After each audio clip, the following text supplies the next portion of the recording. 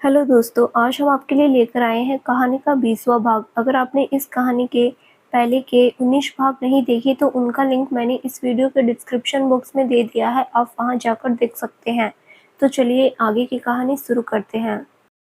कुछ देर में वो लोग शांभवी के घर के सामने पहुंच गए। ओके बाय, मैं जाती हूँ, शांभवी कहकर जैसे ही निकलने लगी, सारव ने उसे वापस सीट पर खींच लिया। अब क्या है? शांभवी ने उसकी आंखों में देखा, लेकिन सारव चुपचाप उसके चेहरे को ही देखने लगा। क्या हुआ सर? वैसे अगर आपका किस करने का मन तो है तो कर सकते हैं, उसने शरारत से कहा। बकवास बंद करो और ये बताओ कि क्या हुआ है तुम्हारे और मॉम के बीच? क्या चल रहा है? तुमने क्या बोला है उनको? मैं क्यों बताऊं? वो हम दोनों के बीच की बात है। तुम दोनों के बीच में मैं हूँ। बता चुपचाप। नहीं बताऊंगी, नहीं बताऊंगी। उसने उसे सीट में दबा दिया। ना, और छोड़िए मुझे, उसने उसे हटाते हुए कहा। लेकिन सारव नहीं हटा। नहीं छोड़ रहा, उसने आंखें दिखाई। हटिए वरना मैं मम्मा को बताऊंगी कि उनके सबूत क्या का कर्म करते हैं। आज तो मैं रुक गई थी, लेकिन इस बार सब बताऊंगी। वो फिर सोच लेना आप, उसने कहा तो सारव ने उसे छोड़ दिया, लेकिन वो अब भी उसे खा जाने वाली नजरों से घूर रहा था। शांभवी ने अपना बैग लिया और मुस्कुराते हुए कार से बाहर निकल गई। बाय, उसने मुड़कर कहा, लेकिन सारव ने गुस्से से उसे देखा और कार को मुड़ा कर वापस चला गया। शांभवी को ये देखकर हंसी आ गई। मुझे गुस्सा दिखा रहे हैं, पर मुझे पता है ये गुस्सा कितनी देर रहने वाला है। वो मुस्कुराई और फिर अंदर चली गई। अरे तू आ गई, अकेले ही आई है क्या? शांभवी की माँ ने उसे देखते ही पूछा। नहीं सारव सर आए थे, सारव आया था और तुमने उसे बाहर से ही भेज दिया। शांभवी तुझे अकल नहीं है? कम से कम घर में तो बुलाना चाहिए था, और इस बार तो आया भी नहीं है कई दिन से। मुझे मिलना था उससे। मम्मा, आपको उनकी कुछ ज़्यादा याद नहीं आ रही? शांभवी ने अपनी माँ की ओर देखा। हाँ तो तू क्यों चल रही है? मेरा बेटा है वो। आप उन्हें इतना इम्पोर्टेंस देना बंद करो, अच्छे आदमी नहीं है वो। ये तू मुझे बताएगी? मुझे अच्छे से पता है कि मेरा बेटा कैसा है, बढ़िया है। आप बनाओ उन्हें बेटा, मैं भी अपने लिए नई माँ ढूंढ ली है। शांभवी मुस्कुराई। कौन? मैं वो क्यों बताऊं? आप बस अपने बेटे से मतलब रखो। और हाँ, मैं नाश्ता करके आई हूँ तो डिनर के टाइम ही बुलाना मुझे, वो बोली और अपने रूम में चले गई। इधर उसकी माँ सोच रही थी कि उसे कौन सी नई माँ मिल गई है। इधर एनी अपने रूम में लेटा हुआ था। डॉक्टर ने उसे डिस्चार्ज दे दिया था, लेकिन अभी भी 10-12 दिन घर पर ही रहने को बोला था। उसके चेहरे पर निशान अभी भी थे। वो काफ़ी परेशान सा लग रहा था। उसने बहुत सोचा था, लेकिन मास्क मैन के बारे में वो कोई अंदाज़ा नहीं लगा पा रहा था कि आखिर वो कौन हो सकता है।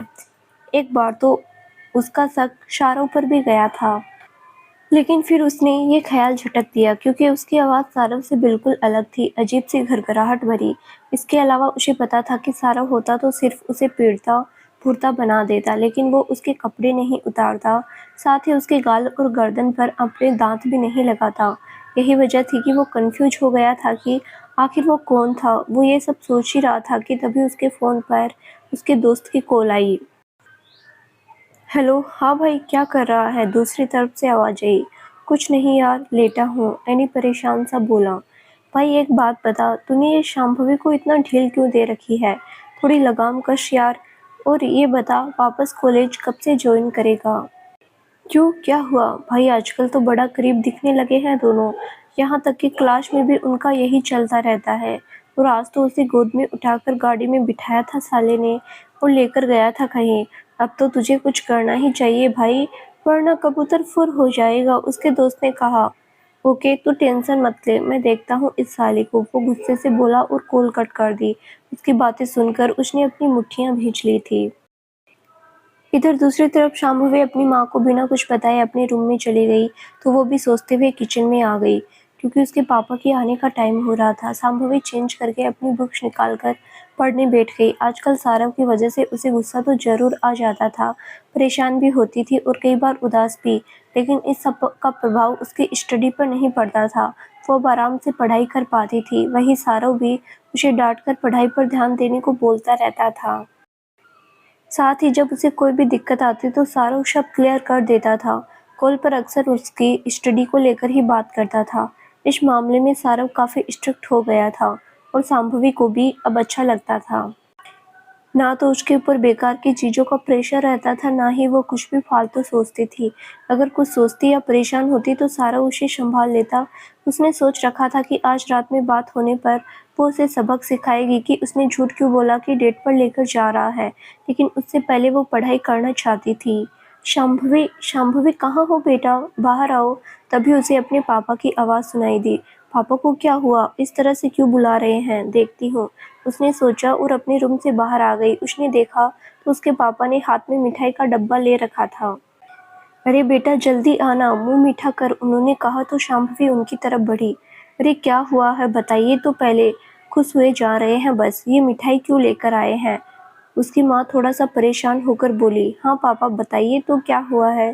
शांभवी के भी कुछ समझ नहीं आ रहा था। तू पहले मुंह खोल, उन्होंने शांभवी से कहा तो उसने मुंह खोल दिया।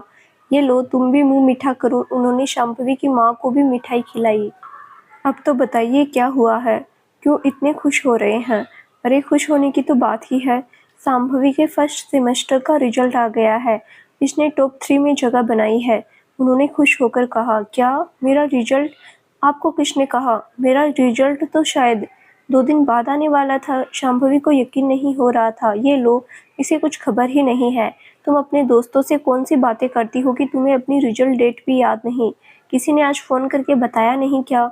अभी शाम को ही रिलीज हुआ है, पागल लड़की, उसके पापा हंसे। 1 मिनट पापा, आपको किसने बताया ये सब? सारव ने अभी कॉल करके बताया, मैं आ रहा था तो मीठा भी ले आया।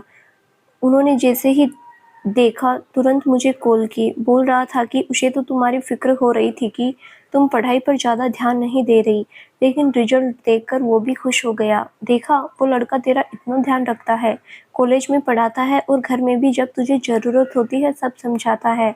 और तुम्हें याद नहीं याद, लेकिन उसे याद था, उसे तुम्हारे रिजल्ट की फिक्र हो रही थी, फिर भी तू उससे लड़ती रहती है और मैं कुछ बोल दूँ तो चिढ़ जाती है। शांभवी की मम्मी ने कहा। मम्मी प्लीज, अब आप फिर से उनकी कथा मत सुनाने लग जाना। मेरे रिजल्ट की उन्हें फिक्र थी तो इसमें कौन सी बड़ी बात है? मैं उनकी स्टूडेंट हूँ, रिजल्ट खराब होगा तो उन्हीं की बेइज्जती होगी ना। शांभवी ने मुंह बना लिया। तू ना बकवास मत कर। अच्छा आप बैठिए, मैं चाय लाती हूँ, फिर बातें करेंगे, कहकर उसकी माँ चली गई। मैं भी जा रही हूँ। शांभवी शांभवी अपने रूम की ओर जाने लगी, तभी उसके पापा ने रोका। कहाँ जा रही हो? अरे आज इतनी खुशी का दिन है, थोड़ी देर साथ में बातें करते हैं ना, तो रुक मैं चेंज करके आता हूँ, उन्होंने कहा और रूम में चले गए। इधर शांभवी को सारों पर गुस्सा आ रहा था कि उसने उसे रिजल्ट के बारे में कुछ नहीं बताया और पापा को कॉल की। आज तो इनकी खैर नहीं, एक ही दिन में 2 बड़ी गलतियाँ। मैं इन्हें छोड़ूंगी नहीं, बड़े आए, वो मन ही मन सोचती हुई बोली। हालांकि उसे अपने रिजल्ट को लेकर काफ़ी अच्छा लग रहा था। पहले जैसा चल रहा था उसे लग नहीं रहा था कि वो अच्छा कर पाएगी, क्योंकि एनी की वजह से वो परेशान ही रहती थी और पढ़ाई भी नहीं कर पाती थी। लेकिन जब से वापस से सारव ने उसे संभाला तब से सब बढ़िया चल रहा था, पर इतनी उम्मीद तो उसे खुद पर भी नहीं थी। वो ये सोच ही रही थी कि तभी उसके मम्मी पापा भी आ गए। ले शांभवी तू भी चाय पी ले, उसकी माँ ने उसे चाय पकड़ाई। मम्मा मैंने बोला ना आपको, मुझे नहीं पीना था। क्यों नहीं पीना भाई? उसके पापा ने पूछा। अरे कुछ नहीं, सारव के घर गई थी तो इसीलिए, शांभवी की मम्मा ने बताया। तुम सारव के घर गई थी फिर भी उसने तुम्हें रिजल्ट के बारे में नहीं बताया? उसके पापा ने उसे देखा। मुझे क्यों बताएंगे, मैं तो उनकी जान खाती हूँ ना। तूने फिर बकवास की, बेचारा भूल गया होगा, उसकी माँ बोली। कोई भूले भूले नहीं होंगे, जानबूझकर नहीं बताया है मुझे उन्होंने। क्यों तू भूल सकती है तो वो नहीं भूल सकता? यार मम्मा प्लीज, इतना भी मत प्रोटेक्ट करो उन्हें, सारवासुर है वो, उन्हें किसी शील्ड की जरूरत नहीं है। शांभवी तुझे अकल नहीं है, तेरा प्रोफेसर है वो, फिर तू बार बार उसे सारवासुर क्यों बोलती रहती है? क्योंकि वो सारवासुर ही है, वो चिढ़कर बोली। वो ना तुझे डांटता नहीं है इसीलिए तू इतनी बकवास करती है। हाँ बेटा अच्छे से बात किया करो, लड़ा मत करो सारव से। देखो उसने तुम्हारी कितनी हेल्प की है पढ़ाई में, इतना ख्याल रखता है। अगर उसने सब अच्छे से ना देखा होता तो मुझे नहीं लगता कि तुम्हारा रिजल्ट इतना अच्छा रहता, उसके पापा ने प्यार से कहा। जी सही कहा आपने, वो इसकी बहुत मदद करता पढ़ाई में, और सबसे बड़ी बात कि इसे दबाव नहीं लेने देता, अच्छे से समझाता है, इसीलिए तो मैं उसे इतना पसंद करती हूँ। बहुत अच्छा लड़का है। मम्मा प्लीज, अब तो मुझे गुस्सा आ रहा है। मैं आपकी इकलौती बेटी हूँ, मेरा रिजल्ट इतना अच्छा रहा है क्योंकि मैंने पढ़ाई की है और आप दोनों हो कि मुझे छोड़कर अपने वो एकदम से रुक गई। तो दोनों उसकी तरफ देखने लगे। मुझे छोड़कर अपने दत्तक पुत्र की तारीफ किए जा रहे हैं। वो बोली, दत्तक पुत्र? हाँ पापा, आज ही मम्मा बड़ा बोल रही थी कि वो मेरा बेटा है। मैं उन्हें अच्छे से जानती हूँ। ये वो तो मुझे लगा आप दोनों ने शायद गोद ले लिया होगा उन्हें। वो अजीब तरह से मुंह बनाते हुए बता रही थी। तू ना बकवास ना कर। ओके नहीं कर रही, मैं जा रही हूँ पढ़ने। आप दोनों माला जपो अपने सुपुत्र की, कहकर वो अपने रूम में चली गई। तो उसके मम्मी पापा हंस पड़े। रात के 8:30 बज रहे थे। सारा और उसकी फैमिली डिनर टेबल पर बैठकर डिनर करने जा रही थी। अच्छा मॉम, आपको पता है वो शांभवी का रिजल्ट आ गया, टॉप 3 में है। तभी आरव ने खुश होकर बताया। सच में? ये तो बहुत अच्छी बात है। तू भी उसकी तरह मेहनत करना और टॉपर्स में जगह बनाना। उसकी माँ भी खुश हो गई। क्या मेहनत की उसने मोम, वो डफर है 1 नंबर की। उसे कुछ भी आता जाता नहीं है। वो तो मैं था तो उसकी तैयारी करवा दी, इतना वरना फेल हो जाती। सारव तुरंत बोल पड़ा। अच्छा बड़ा आया, दूसरों का क्रेडिट लेना है इसे।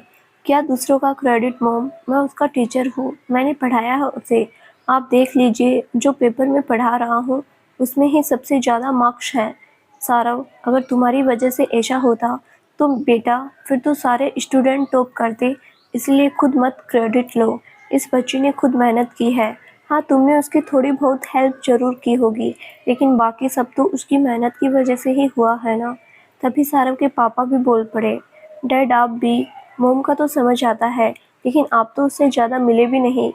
फिर उसने आप पर कब ब्लैक मैजिक कर दिया? सारव आश्चर्य से पूछकर बोला।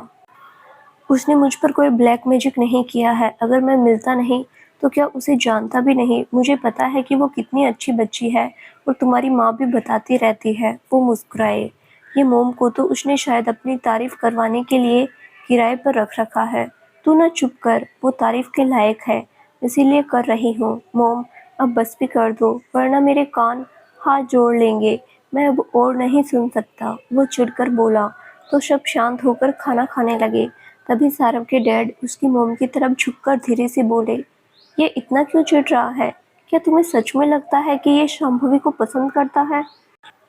हाँ, आप टेंशन मत लीजिए, मुझे पता है ऊपर से नौटंकी कर रहा है। सच तो ये है कि ये खुद भी चाहता है उसकी तारीफ हो। नीलिमा जी भी शारव की ओर देखकर धीमी आवाज में बोली, मतलब अब पक्का है कि शांभवी ही हमारी बहू बनेगी? जी नहीं, वो हमारी बेटी बनेगी। वैसे भी हमारी बेटी नहीं थी और शांभवी हमेशा से मुझे मेरी बेटी जैसी ही लगती थी, इसीलिए वो वैसी ही होगी। वो बोली और मुस्कुरा दी। तभी आरव और सारव की नज़र भी उन दोनों पर पड़ी तो दोनों ने एक दूसरे की तरफ देखा। मॉम, क्या बातें हो रही है आप दोनों के बीच? सारव ने तुरंत पूछ लिया। तुम्हें क्यों बताए, वो हम दोनों की पर्सनल बातें हैं। मॉम, आपसे कब पर्सनल बातें करने लगे? भाई जरूर कुछ गड़बड़ है। आरव ने बोलते हुए सारव की तरफ देखा तो सारव भी शॉक्ड हो गया। नो नो मॉम डैड, आप दोनों अच्छे से समझ लीजिए, मुझे यहाँ अपने घर में कोई बधाई हो वाला सीन नहीं चाहिए। वो तुरंत बोला। हाँ, और मुझे भी कोई छोटी बहन नहीं चाहिए। मैं संभव से ही काम चला लूँगा। आरव भी बोल पड़ा। चुप करो तुम दोनों, क्या बकवास कर रहे हो? शर्म नहीं आती? इस उम्र में हम बेबी प्लान करेंगे क्या नालायकों? उसकी मॉम थोड़ा गुस्से से बोली। नहीं, हमें बस लगा। अब आरव भी तो दूसरे रूम में शिफ्ट हो गया है तो। सारव, ये तुम बोल रहे हो? मुझे भी यकीन नहीं हो रहा। मेरा सीधा साधा शरीफ बच्चा ऐसी बातें कर रहा है। और हर चीज़ का एक टाइम होता है, समझा? बड़ा आया बधाई वाला। सॉरी मोम, पर ये सब उसी की गलती है जिसकी आप तारीफें कर रहे हैं। उस लड़की ने ही मेरा करेक्टर खराब किया है, वरना मैं अभी भी सीधा शरीफ बच्चा ही हूँ। तू अपना ताज उसके सिर पर मत पहना, ये तेरी ही उपलब्धि है। उसने कुछ नहीं किया, वो बोली। वो सब ऐसे ही आपस में हंसी मजाक कर रहे थे। आज दोनों ही परिवार काफ़ी ज़्यादा खुश थे। तो वहीं अनिमेश का पारा चढ़ा हुआ था। जब से उसके पास उसके दोस्त की कॉल आई थी, वो तब से ही परेशान था। उसे शांभवी और सारव के बारे में जानकर बहुत गुस्सा आ रहा था। उसे इस बात पर गुस्सा आ रहा था कि शांभवी उसे इतना लाइटली क्यों ले रही थी। क्या है, अब क्यों भाव खा रही हो? सारव बोला। वो दोनों कॉल पर थे और शांभवी उसे गुस्सा दिखा रही थी। मैं भाव नहीं खाती, मेरा पेट रोटी दाल से ही भर जाता है। वो गुस्से से बोली, लगता तो नहीं, खैर बोलो तो सही। आपने आज दो दो गलतियाँ की है, पता है आपको? कौन कौन सी? ये लो, अब ये भी मैं ही बताऊँ? ओके मत बताओ, मैं सोने जा रहा हूँ, बाय। सारव ने कहा, एक मिनट, आप ऐसे नहीं जा सकते। पहले मुझे जवाब दीजिए कि आपने मुझे क्यों नहीं बताया रिजल्ट के बारे में। आप इतने बुरे क्यों हैं? क्योंकि मैं सारवासुर हूँ, इसीलिए। आप सीधे सीधे नहीं बोलेंगे। अरे मेरी माँ, हो गई गलती, भूल गया था, सॉरी। कैसे हो गई गलती? क्यों भूले आप? अच्छा, जैसे तुझे तो बड़ा याद था, अंकल ने बताया मुझे कि तुझे नहीं याद था। एक तो बताओ, ऊपर से मेहरबानी जी, थैंक यू बोलने की बजाय चढ़े जा रही हो। तू क्यों भूल गई, बता। हाँ, तो मैं आपसे छोटी हूँ तो मैं भूल सकती हूँ। वाह वाह वाह, क्या बात है भाई, क्या गजब लॉजिक है। और कुछ मोहतरमा? हाँ है ना, आपकी सबसे बड़ी गलती। आपने मुझे क्यों झूठ बोला कि आप मुझे डेट पर लेकर जा रहे हैं? तुम तो खुद ही मना कर रही थी, तो फिर तुम्हें मेरे ना ले जाने पर खुश होना चाहिए। आपने बोला क्यों? उसने फिर से कहा, मुझे ये बताओ कि तुम मेरे डेट पर नहीं ले जाने की वजह से नाराज़ हो, या मैंने ले जाने के लिए कहा इसके लिए? मेरे नाराज़ होने की तो बहुत सी वजह हैं, लेकिन फ़िलहाल मैं दोनों की वजह से नाराज़ हूँ। हैं? ये क्या बात हुई? अगर मेरे कहने की वजह से नाराज़ होना, तो ना ले जाने पर खुश होना चाहिए, और ना ले जाने पर नाराज़ हो तो फिर झूठ क्यों बोला कि नहीं जाना मुझे? आप ना मुझे कंफ्यूज मत करो, तुम मुझे कंफ्यूज कर रही हो यार। लोग सही कहते हैं, लड़कियों को समझ पाना मुश्किल नहीं, नामुमकिन है। कम से कम लड़कियों को समझने की कोशिश तो की जा सकती है, लेकिन आपको समझने की तो कोशिश करना ही बेवकूफ़ी है। चुप कर, मुझसे ना तुम लड़ा मत करो, समझी? तो कोई और ढूंढ लूँ लड़ने के लिए, टांगे तोड़ दूंगा, आए समझ? अच्छा, और क्यों भला, किस हक से, बताइए। सांभवी बोली, तभी उसके फ़ोन के मैसेजेस की नोटिफिकेशन आई। जो हक तुमने दिया है उसी हक से, सारव जल्दी से बोल गया। लेकिन सांभवी का ध्यान उस मैसेज पर था, इसीलिए उसने सारव की नहीं सुनी। उसे एनी का मैसेज आया था, I want to meet you, time और जगह बताता हूँ बाद में। सांभवी को मैसेज देखकर शांभवी वो मैसेज देखकर परेशान हो गई। इधर सारव हेलो हेलो कर रहा था। अनिमेष इस वक्त अपने रूम में सोया हुआ था, वहीं उसके रूम में टंगी घड़ी इस वक्त रात के 1 बजा दिखा रही थी। चारों ओर सन्नाटा पसरा हुआ था, जिससे पता चल रहा था कि उसके मॉम डैड गहरी नींद में सोए हुए हैं। खुद अनिमेष भी दवाइयों की वजह से सोया हुआ था, वरना इस वक्त तो वो अपने फ़ोन में ही लगा रहता था। उसके रूम की खिड़की के कांच से साफ पता चल रहा था कि आसमान में बादल छाए हुए थे। बीच-बीच में बिजली भी चमक रही थी। हालांकि अभी बारिश नहीं हो रही थी, लेकिन बारिश होने के पूरे आसार थे। यही वजह थी कि आज ठंड भी काफ़ी बढ़ गई थी। एनी ने नींद में ही अपनी रजाई को खींचा, तभी उसके रूम के बल्ब में से किरकिर की आवाज़ आने लगी। इसके साथ ही वो जलने और बुझने लगा। रूम की दूसरी लाइट्स भी जल्दी-जल्दी ऑन ऑफ हो रही थी, साथ ही उनसे बहुत अजीब आवाज़ आ रही थी। हालांकि एनी को नींद में होने की वजह से ये सब पता नहीं चला, लेकिन तभी उस अंधेरे कमरे में एक काला साया नजर आया। वो साया धीरे-धीरे एनी की तरफ बढ़ा। कुछ देर बाद एनी को अपनी रजाई खींचती हुई सी महसूस हुई। ओह शांभवी, क्या कर रही हो? यार परेशान मत करो, वरना फिर इसकी सज़ा मिलेगी तुम्हें, और अपनी सज़ा पता है ना तुम्हें, छोड़ो। वो नींद में ही बड़बड़ाया और रजाई को वापस खींचने लगा। तभी उसे महसूस हुआ कि वो रजाई को खींच नहीं पा रहा है। एनी, तभी उसके कान में एक धीमी फुसफुसाहट भरी आवाज़ सुनाई दी। वो एकदम से चौंक गया। उसने आंखें खोली तो सब नॉर्मल था, आसपास कोई भी नहीं था। शायद नींद में होने की वजह से लगा, वो बोला और वापस आंखें बंद कर ली। एनी, क्या हुआ, उठो ना, देखो कौन आया है। एनी, फिर से आवाज़ आई, लेकिन इस बार की आवाज़ थोड़ी तेज़ थी। कौन है? एनी चौंक कर उठ बैठा। उसने अपनी आंखें बड़ी करके इधर उधर देखने की कोशिश की, लेकिन उसे कोई नज़र नहीं आया। यहाँ तो कोई नहीं है, मैं कुछ भी सोच रहा हूँ, वहम ही होगा मेरा, वो बोला और वापस बिस्तर पर बैठकर फिर चारों तरफ नज़र दौड़ाई, लेकिन उसे कोई नहीं दिखा। उसने खुद को शांत करने के लिए अपनी आंखें बंद कर ली। कुछ पलों बाद जैसे ही उसने अपनी आंखें खोली तो चौंक गया। उसके बिल्कुल सामने एक साया खड़ा हुआ था। उसने चीखने की कोशिश की, लेकिन तभी उसकी नज़र उसके मास्क पर पड़ी। डर से उसकी आवाज़ गले में ही अटक गई। उस आदमी ने एक डरावना मास्क पहन रखा था। भूत, वो धीरे से बोला। उसकी आंखें डर से बड़ी हो गई थी। बाहर बिजलियों और जोर से कड़कने लगी थी। वहीं उसके रूम की लाइट्स की किरकिराहट भी तेज हो गई थी, जिससे सन्नाटे के बीच एक अजीब सा डरावना शोर फैल गया था। भूत नहीं, मास्कमैन, वो साया बोला। मास्कमैन, तुम यहाँ क्यों आए हो और कैसे? उसने डरते हुए पूछा। उसने एक बार फिर वो रात याद आ गई जब मास्कमैन ने उसे पीटा था। हाँ हाँ बेबी, मैंने कहा था ना कि मैं तुमसे जल्दी ही मिलूंगा, और अभी तो तुम्हारी भी ख्वाहिश थी ना मिलने की, तो बस आ गया। मैं तुमसे बहुत प्यार करता हूँ ना। I love you so much my darling, maskman अपनी अजीब सी घरघराहट भरी आवाज़ में बोला। वहीं उसकी बातें सुनकर एनी की कंपकपी छूट गई। दादा देखो, मुझे तुमसे नहीं मिलना था, तो तुम चले जाओ, वो कांपते हुए बोला।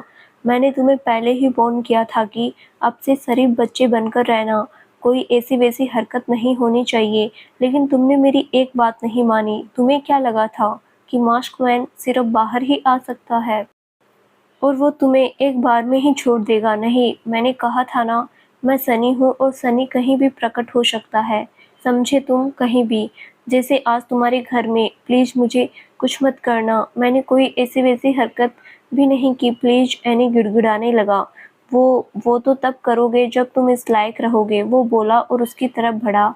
तो एनी डर गया। माँ, उसने चीखना चाहा, लेकिन तभी मास्कमैन ने उसे धक्का देकर गिरा दिया और फुर्ती से उसके मुंह पर एक पिलो रख दिया।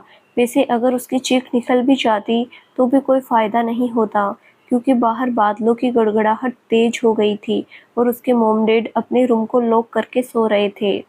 मास्कमैन ने अपना दबाव तकिए पर बढ़ाना शुरू किया, जिसके बाद उसका दम घुटने लगा। उसने अपनी लात मारने की कोशिश की, लेकिन वो आकर उसके पैरों पर बैठ गया। एनी अपने हाथों से पिलो को हटाने की कोशिश कर रहा था, लेकिन मास्कमैन की पकड़ बहुत मजबूत थी। ऊपर से वो अभी पूरी तरह से ठीक भी नहीं हुआ था। एनी जोर लगाकर अपने पैर हिलाने की कोशिश कर रहा था, साथ ही वो अपने हाथों से मास्कमैन को मारने की कोशिश कर रहा था, लेकिन उस पर कोई फर्क नहीं पड़ रहा था। उसने अपना दबाव और बढ़ा दिया।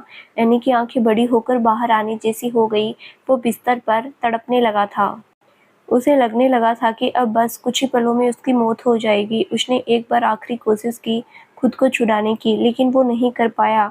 उसने अब हार मान ली थी। उसे लगा कि अगले ही पल भी उसकी सांसें रुक जाएगी। तभी एक झटके में मास्कमैन ने अपना हाथ हटा लिया और उछलकर खड़ा हो गया। ऊ मॉम, वो एनी खांसने लगा, लेकिन सांस न ले पाने की वजह से वो ठीक से खांस भी नहीं पा रहा था। उसकी आंखों में पानी बहने लगा। वो तेजी से अपने गले को सहला रहा था। वो जोर-जोर से खांसने लगा। अब उसे कुछ राहत सी महसूस हो रही थी, पर फिर भी वो ठीक नहीं था। उसने अपनी आंखें बंद कर ली थी। वो जोर से चिल्लाया, मॉम, डैड। उसने अपनी पूरी ताकत से आवाज़ लगाई, जिससे उसे खांसी भी आ गई। कुछ पलों बाद उसे बाहर से कुछ शोर सुनाई दिया और झटके से उसके रूम का दरवाज़ा खुला। एनी, एनी क्या हुआ? उसके मॉम डैड उसे इस हालत में देखकर जल्दी से उसके पास आए। एनी अभी भी अपना मुंह खोलकर सांस लेने की कोशिश कर रहा था। एनी बेटा, क्या हुआ? उसकी मॉम ने उसकी पीठ सहलाते हुए पूछा। मास्कमैन, मास्कमैन, ये क्या बोल रहे हो तुम? कौन मास्कमैन? उसके पापा ने चौंक कर पूछा। वो अभी भी वहाँ खड़ा था अभी, वो बोला, पर यहाँ तो कोई भी नहीं है। नो डैड, वो था, वो यहीं था, वो मुझे मारने आया था। हाँ, वो मुझे मार देगा। मॉम प्लीज़ मुझे बचा लो, मैं मरना नहीं चाहता। वो मुझे मार देगा मॉम, वो मुझे मार देगा। अनिमेष अपनी माँ के गले लगकर रोने लगा। एनी, तुम क्या बकवास कर रहे हो? यहाँ कोई भी नहीं है और तुम्हारे रूम की खिड़की भी अंदर से बंद है। बाहर भी हमें कोई नज़र नहीं आया, ना ही कोई आवाज़। बाहर वाला दरवाज़ा भी अंदर से बंद है। ऐसा कैसे हो सकता है कि कोई हमारे घर में आए, तुम्हें मारने की कोशिश करे और हमें कोई आवाज़ ही ना सुनाई दे? उसके पापा बोले। आप शांत हो जाइए, इसने शायद कोई सपना देखा है। तभी उसकी मॉम बोली, नहीं मॉम, मैंने कोई सपना नहीं देखा। बिलीव मी, वो था, यही था मेरे रूम में। ये लाइट्स भी जल बुझ रही थी। अजीब सी आवाज़ आ रही थी इनसे, उसने बताया। तो उसके पापा ने सारी लाइट्स को ऑन कर दिया। ये तो ठीक है, अच्छे से जल रही है। एनी, तुमने ज़रूर कोई सपना ही देखा है। यहाँ कोई नहीं था, वो बोले। नहीं डैड, वो था। जस्ट सेटअप, क्या बकवास है ये? आप चुप हो जाइए, वो पहले से ही ठीक नहीं है। मुझे लगता है दवाइयों के साइड इफ़ेक्ट से ये सब हो रहा है। सुबह हम इसे डॉक्टर को दिखा देंगे। Okay any? कोई नहीं बेटा, तुम सो जाओ। उसकी मॉम उसका सिर सहलाकर प्यार से बोली। मॉम प्लीज़ अब मत जाओ, मुझे डर लग रहा है। एनी ने उन्हें पकड़ लिया। ओके, मैं नहीं जाऊँगी, यहीं तुम्हारे पास रहूँगी, उन्होंने कहा। फिर उसके पापा की तरफ देखा। आप भी जाकर सो जाइए, मैं यहीं रुकती हूँ, उन्होंने कहा। तो एनी के पापा बाहर चले गए। वहीं एनी अभी भी डरा हुआ था और उसकी मॉम उसका सिर सहला रही थी। सुबह का उजाला चारों ओर फैल चुका था। शांभवी अपनी रजाई में दुबक कर सो रही थी। उसने पीलू को हक करके रखा था। उसके चेहरे पर एक प्यारी सी मुस्कान थी, जिससे लग रहा था कि वो इस वक्त शायद कोई प्यारा सा ख्वाब देख रही थी। उसके रूम की घड़ी सुबह के 8 बजा रही थी, लेकिन उसे इसकी कोई खबर नहीं थी। शांभवी, शांभवी! तभी उसकी माँ बाहर से आती हुई बोली और उसके रूम का दरवाजा खोला। ये लो, ये अभी तक सो रही है। उन्होंने सिर हिला दिया और उसके पास आई। शांभवी, उठ जा बेटा, 8 बज गए हैं, तुझे कॉलेज नहीं जाना क्या? शांभवी, अरे उठना, उन्होंने बोला। लेकिन जब वो नहीं जागी तो उन्होंने उसका कंधा हिलाया। शांभवी बेटा, सुबह हो गई है। वो उसके ऊपर झुक गई। इधर आइए ना, शांभवी नींद में ही बोली और बिना आंखें खोले उन्हें अपनी तरफ खींच लिया और उनका चेहरा पकड़ लिया। शांभवी, क्या हुआ? छोड़, वो बोली। लेकिन तब तक शांभवी ने उनके चेहरे पर किसेज की बौछार कर दी। वो बिना देखे ही उनके गालों, माथे और पूरे चेहरों को चूमे जा रही थी। अरे ये क्या हो गया है इस लड़की को? शांभवी क्या कर रही है? छोड़ मुझे, अरे छोड़ ना। उन्होंने खुद को छुड़ाया और उसे भी झिंझोड़ कर जगा दिया। शांभवी ने अपनी आंखों से मलते हुए खोली तो उसकी माँ उसे अजीब तरह से घूर रही थी। क्या हुआ मॉम, ऐसे क्या देख रही हो? वो उबाशी लेते हुए बोली। तो ठीक तो है ना? हाँ, मुझे क्या होना, वो लापरवाही से बोली। तो फिर मुझे क्यों चूम रही थी अभी? उन्होंने पूछा। क्या मैं आपको चूम रही थी? वो चौंक गई। तभी अचानक से उसे याद आया कि वो तो सारों को लेकर कोई सपना देख रही थी और उसमें ही ये सोचते ही उसकी आंखें बड़ी हो गई। रब्बा, ये क्या हो जाता है मुझे? ऐसी हरकतें और मम्मा के साथ ऐसे ही चलता रहा तो किसी दिन मम्मा के सामने ही नींद में कुछ उल्टा सीधा ना बक दूं। वो मन ही मन बड़बड़ाई। क्या हुआ, तूने बताया नहीं? उसकी माँ ने दोबारा पूछा। वो सोचने लगी, फिर एकदम से बोली। अरे क्या मम्मा, आप भी, मुझे आप पर लाड नहीं आ सकता क्या? इसीलिए तो कर रही थी, आप इतने प्यारे भी तो हो ना, वो संभलते हुए बोली और खड़ी होकर अपनी मम्मा को हक कर लिया और वापस उनके गाल को चूम लिया। बस बस, बहुत हो गया लाड, वैसे तो कभी नहीं आता और आज नींद में भी। जल्दी से आजा, फ्रेश होकर नाश्ता रेडी है, उन्होंने कहा और चली गई। हालांकि अभी भी उन्हें अजीब लग रहा था कि शांभवी ऐसा कैसे कर रही थी, लेकिन फिर उन्होंने ज़्यादा न सोचते हुए उसकी बात पर ही यकीन कर लिया। ओ गॉड, बच गई, मम्मा को शक नहीं हुआ। हे भगवान, क्या होगा मेरा? उसने अपना सिर पीट लिया और फ्रेश होने चली गई। संभवी बस स्टैंड पर खड़ी बस का वेट कर रही थी कि तभी सारव आ गया। उसने अपनी गाड़ी रोकी और उसे बैठने का इशारा किया, लेकिन संभवी ने गर्दन घुमा ली। तुम्हें पता है ना कि तुम नहीं बैठोगी तब भी मैं तुम्हें ले जा सकता हूँ, इसलिए बैठो चुपचाप, सारव ने कहा तो वो नाक सिकोड़ती हुई बैठ गई। सारव ने एक पल के लिए उसे देखा और गाड़ी आगे बढ़ा दी। संभवी उससे कोई बात नहीं कर रही थी और सामने रोड पर ही देख रही थी। क्या हुआ, क्यों मुंह टेढ़ा कर रखा है? जब काफी देर तक वो नहीं बोली तो सारव से रहा नहीं गया और वो पूछ बैठा। आपकी वजह से मुझे घर में कोई भाव नहीं दे रहा, पता नहीं क्या किया है आपने। मम्मा पापा दोनों को बस आपकी क्वालिटी नजर आती है। मुझे तो सच्ची बहुत गुस्सा आने लगा है अब, वो चिढ़कर बोली। बकवास मत करो, सच तो ये है कि तुम्हारी वजह से मेरे घर में मेरी कोई इज्जत नहीं होती। सबको बस सांभवी सांभवी नजर आती है। पता भी है कितनी तारीफें हो रही थी तुम्हारी। सांभवी पुराण का ही पाठ होता रहता है हर वक्त। सारव ने भी मुंह बना लिया। सच्ची? अच्छा, क्या बोल रहे थे सब? सांभवी खुश हो गई। मैं क्यों बताऊं, और ज्यादा खुश होने की जरूरत नहीं है, इतनी भी अच्छी नहीं हो तुम। मैं हूँ अच्छी, लेकिन बताइए ना क्या बोल रहे थे सब? मैं नहीं बता रहा। आप ना गंदे हो सच्ची, मुझे आपसे बात ही नहीं करनी। अच्छा मैं गंदा हूँ और तुम क्या करती हो ठरकी कहीं की? क्या बोला आपने मुझे? संभवी ने उसे आंखें दिखाई। जो बोला एकदम सही बोला, मुझे ना सब पता है। क्या पता है? यही कि आजकल बड़ी पप्पियां सपियां होती है नींद में, पता नहीं कैसे कैसे सपने देखती होगी तू। छी, सारव ने अजीब तरह से कहा।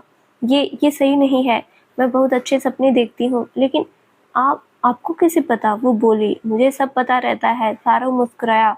आप मेरे घर में शेंद मार रहे हैं, ये सही नहीं है, आप ऐसा नहीं कर सकते। क्यों नहीं कर सकता? तुम भी तो कर रही हो ना। वैसे सच बताओ, किसके सपने देख रही थी? सारव ने उसकी तरफ देखकर शरारत से पूछा। 10 लेकर नहीं घूमती हूँ मैं, आई ना समझ में बात, आए बड़े, किसके सपने देख रही थी? शांभवी ने चिढ़कर कहा तो सारव के होठों पर मुस्कान आ गई। अच्छा ठीक है, वैसे और क्या क्या करती हो तुम सपने में? वो उसे परेशान करने के लिए बोला। आप ना बकवास मत कीजिए, मैं कुछ नहीं करती। आपकी तरह ठरकी नहीं हूँ मैं, आप ही करते हैं ऐसी चीजें। वो गुस्से से बोली। सपने में सारव ने आंख मारी तो शांभवी की भी आंखें बड़ी हो गई। यू छी, मैं कोई सपना नहीं देखती और आपके तो बिल्कुल भी नहीं, समझे आप? खुद के दिमाग में ही चलता होगा और इल्जाम मेरे सिर लगा रहे हैं। मैं ऐसा नहीं हूँ, सपने तुम देखती हो मैं नहीं, क्या पता देखते भी होंगे तो कौन सा मुझे बताएंगे आप?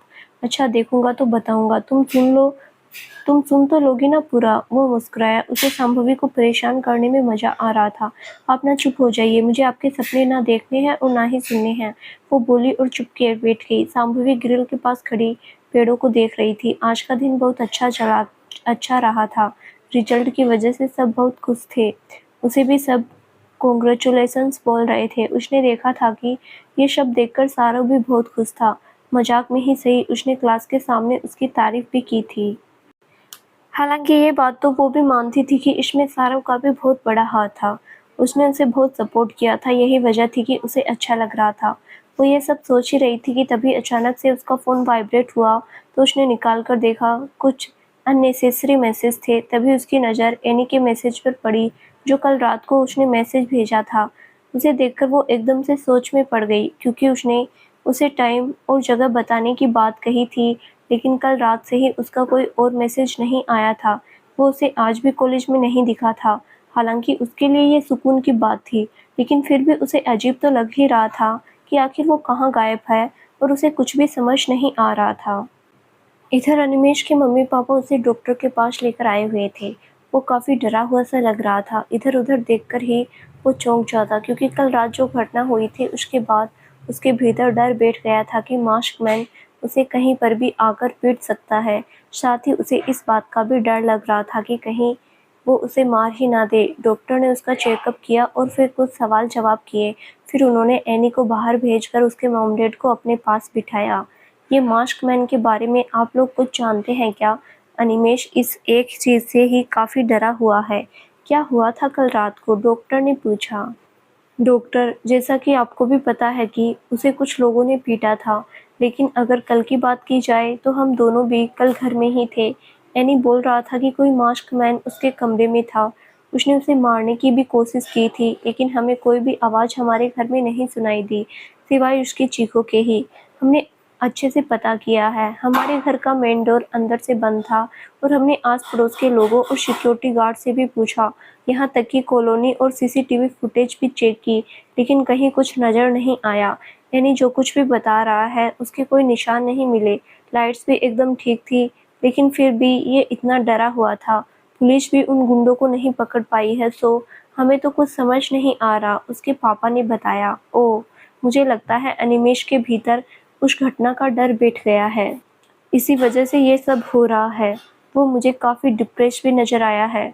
देखिए, मैं आप लोगों को सलाह दूंगा कि ये परेशानी बढ़कर सिजोफ्रेनिया जैसी गंभीर मेंटल डिजीज का रूप ले, उससे पहले ही आप किसी अच्छे साइकेट्रिस्ट के साथ कंसल्ट कर ले। बाकी मैंने जो दवाइयाँ दी है उनसे फिजिकली तो ये जल्दी ठीक हो जाएंगे, लेकिन आप साइकेट्रिस्ट को जल्दी ही दिखा ले, डॉक्टर ने कहा। तो उसकी मम्मी पापा ने परेशान होकर एक दूसरे को देखा। ओके, थैंक यू डॉक्टर, उन्होंने कहा और बाहर आ गए। डॉक्टर की बात सुनकर वो दोनों काफ़ी परेशान हो गए थे। उन्हें ये नहीं पता था कि एनी ने जो कहा था वो उसका सपना या वहम नहीं बल्कि हकीकत थी। वास्तव में मास्क मैन ने उसे मारने की कोशिश की थी, लेकिन इसकी एक वजह ये भी थी कि उसने पूरी बात उन्हें अब तक नहीं बताई थी कि उस दिन भी उसे गुंडों ने नहीं बल्कि मास्क मैन ने पीटा था। अगर वो ये बताता तो एक तरफ से भले ही बच जाता, लेकिन दूसरी तरफ से वो ज़रूर फंस जाता। जहाँ उसके एक तरफ कुआँ था तो दूसरी तरफ खाई, और वो ये नहीं समझ पा रहा था कि किधर बढ़े।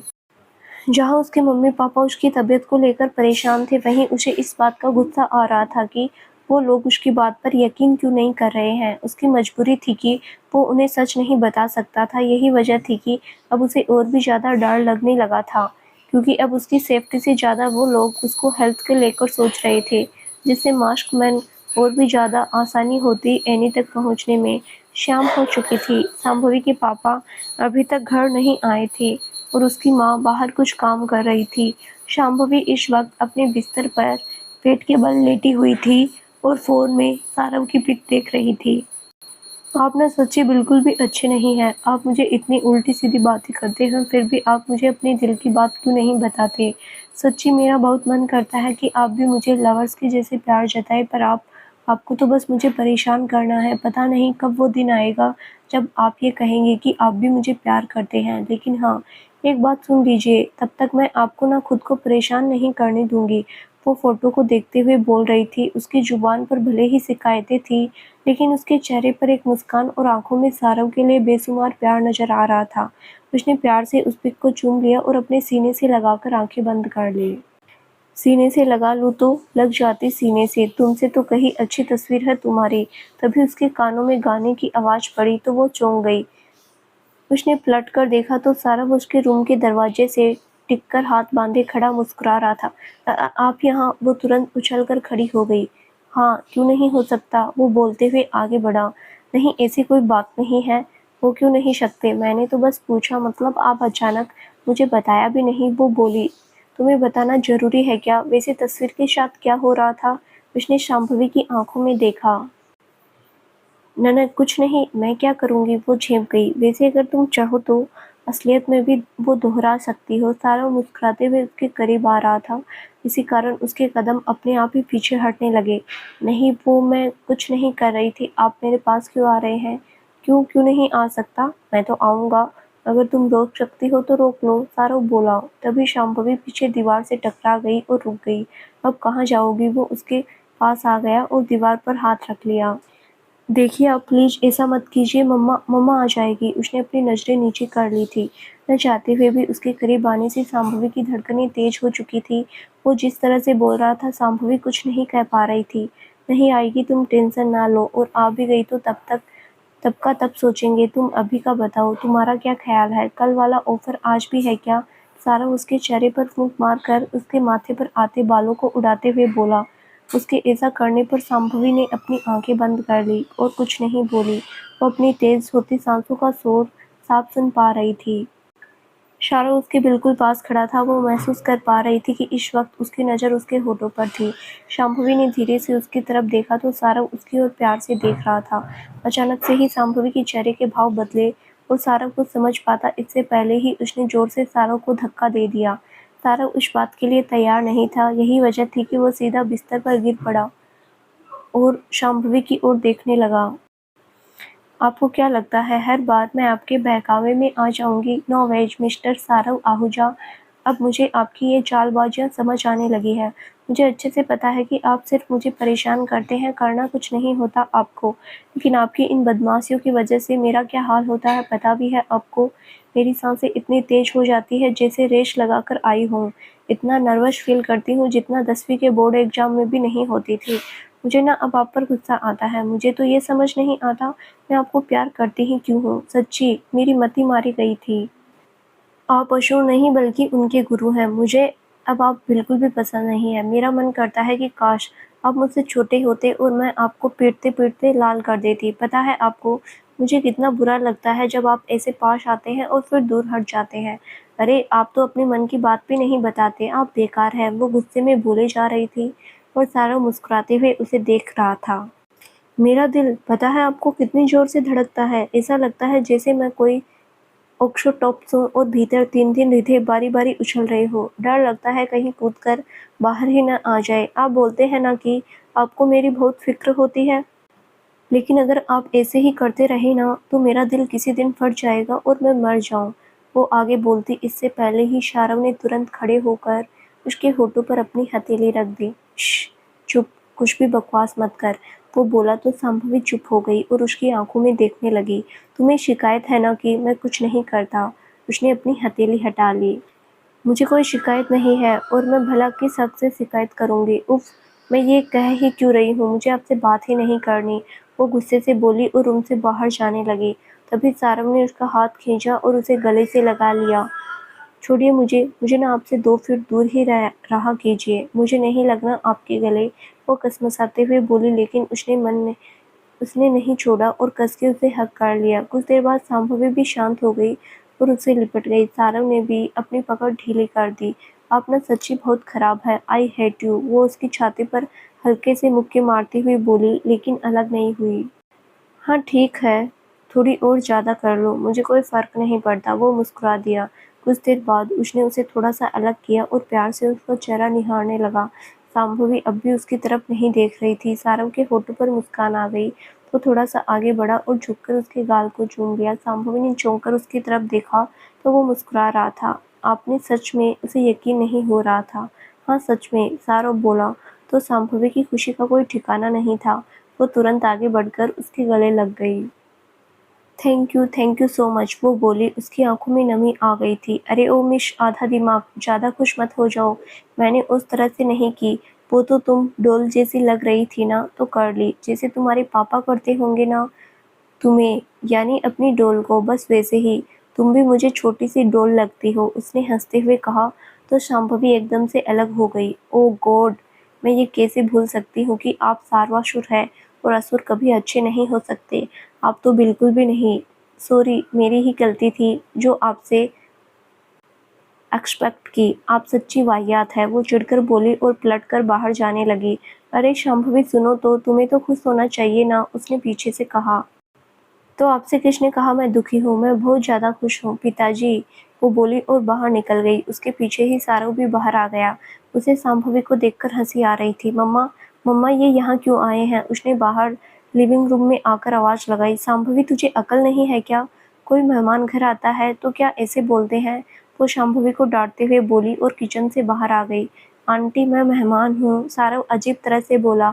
अरे नहीं बेटा, मेरा वो मतलब नहीं था, तुम मेहमान नहीं हो बल्कि तुम्हारा ही घर है, वो बोली। तो बस बोलने दीजिए इसे जो भी बोलना है, मुझे वैसे भी मूर्खों की बातों से कोई फर्क नहीं पड़ता, सारव ने कहा। शांभवी उसे घूरने लगी। मम्मा आप इतने प्यारे दत्तक पुत्र को समझा दीजिए कि ये कॉलेज नहीं मेरा घर है और मुझे कुछ भी नहीं बोल सकते। मूर्ख घर में हो, कॉलेज में हो या कहीं पर भी हो, उन्हें मूर्ख ही कहा जाएगा, है ना आंटी? हाँ सही कहा सारव, इसे अकल ही नहीं है जरा भी। बिल्कुल मम्मा, और मेरे शिक्षक भी मुझे कुछ नहीं सिखा पाए। बताओ तो कितने शर्म की बात है। चुप कर, उसने इतना सिखाया है इसीलिए तेरा रिजल्ट इतना अच्छा रहा है, उसकी माँ ने फिर से डांटा। अच्छा तुम लोग बात करो, मुझे कुछ बहुत काम है, शांभवी के पापा आते ही होंगे। ऐसा भी क्या काम है आपको मम्मा? शांभवी की आंखें सिकुड़ गई। आज सारा डिनर हमारे घर पर ही करेगा, इसीलिए मुझे बहुत सारी तैयारियां करनी है, वो मुस्कुराई। अरे तो आप इसे भेजिए ना किचन में, आप मेरे साथ बैठकर बात कीजिए, वरना इसकी कंपनी में तो मैं बोर हो जाऊंगा, उसने कहा। तो शांभवी और ज़्यादा चिढ़ गई। बेटा ऐसा किया तो हमें जला भुना खाना ही खाना पड़ेगा, उसकी माँ हंसी। मम्मा आप कुछ भी मत बोलिए, क्या हो गया है आपको? आप मेरी बेइज्जती क्यों करवा रहे हैं? आपको पता है मैं खाना अच्छा बनाती हूँ। अच्छा तो फिर बना लो जाकर, सारव मुस्कुराया। जा रही हूँ, वो पाँव पटकते हुए चली गई। इधर जहाँ वो सब आपस में खुश थे तो वहीं दूसरी तरफ अनिमेष परेशान था। इस वक्त उसके रूम में उसका दोस्त विकास भी था। भाई ये तू क्या कह रहा है? वो मास्कमैन यहाँ तेरे घर में आया था? हाँ यार मैं सच कह रहा हूँ, वो आया था और उसने मुझे मारने की कोशिश भी की थी, एनी परेशान होकर बोला। यार देख, मुझे पता है कि तुझे मास्कमैन ने पीटा था, लेकिन इस बार जो तू कह रहा है वो तेरा वहम है भाई। अंकल ने बताया मुझे सब। यार कहीं कोई सबूत नहीं है कि वो आया था। तुझे उससे डर लग रहा था शायद, इसीलिए वहम हुआ होगा, उसका दोस्त बोला। भाई तू क्यों नहीं मान रहा? मैं सच कह रहा हूँ। नहीं भाई, तू ठीक नहीं है, तुझे रेस्ट की बहुत ज़रूरत है।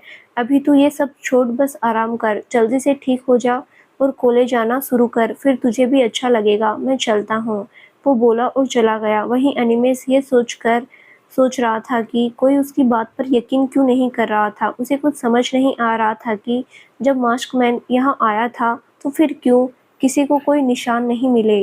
तो दोस्तों आगे क्या होगा जानने के लिए इस कहानी का अगला भाग जरूर देखें, जो बहुत जल्द ही इस चैनल पर प्रसारित किया जाएगा। धन्यवाद।